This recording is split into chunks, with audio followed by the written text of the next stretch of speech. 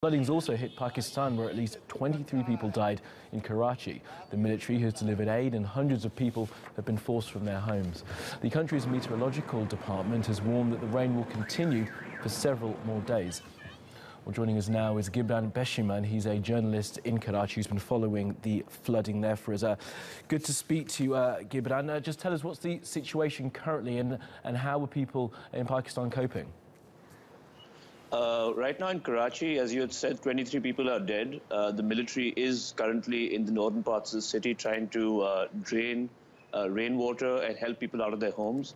As you said, that there are 23 dead because of mainly because of electrocution. So the threat remains that a lot of the places where the water is, there could be many more deaths. So the main objective right now is that to get those people out of their homes, get the water out so that we can prevent any further deaths.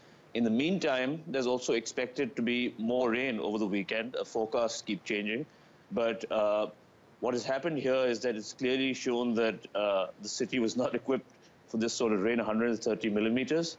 And rescue efforts are continuing right now. And the main thing would be to prevent any further deaths here in Karachi. And has Karachi seen flooding of this magnitude before? I mean, I'm just wondering how prepared or how much foresight was given to the authorities to try and make sure that this sort of devastation didn't happen? Well, you're right, because this rain was actually forecast a few days ago. Actually, this monsoon system moved in from neighboring India, from Bombay. And the devastation that it wreaked on Bombay was very well documented. So the authorities knew.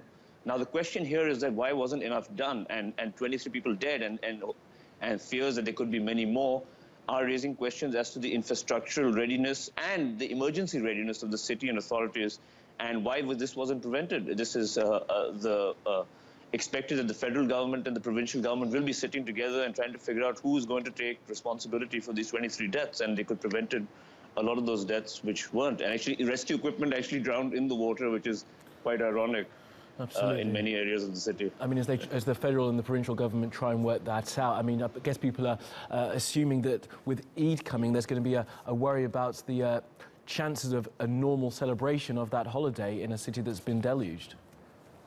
Absolutely. So tomorrow is Eid here in Pakistan, and a lot of the celebrations will definitely be muted because of the rainwater. It all depends on how fast and how quickly the water can be drained out, which is still ongoing. And second of all, when the infrastructural damage caused by the rain, how quickly that will be fixed. So certainly we're not looking at a normal Eid here in Karachi, but as one would say, the rain might have come, but spirits haven't dampened here for Eid.